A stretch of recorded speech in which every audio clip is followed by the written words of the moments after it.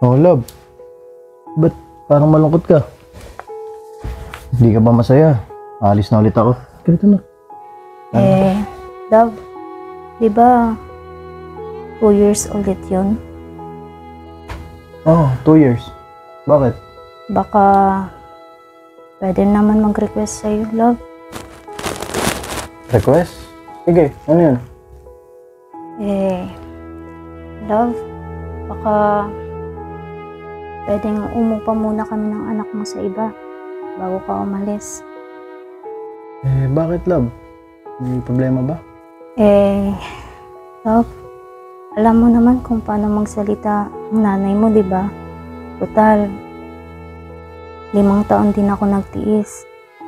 Baka pwede pakinggan mo naman ako ngayon. Sige, love. Kakausapin ko sila. Pero baka unahin ko muna kakausapin si Papa. Para may katulong ako magpaliwanag kay Mama. Love, pasensya ka na, ha?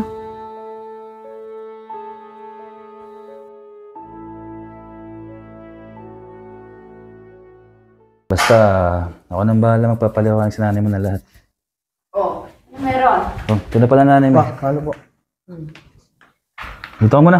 Upo ka muna rito.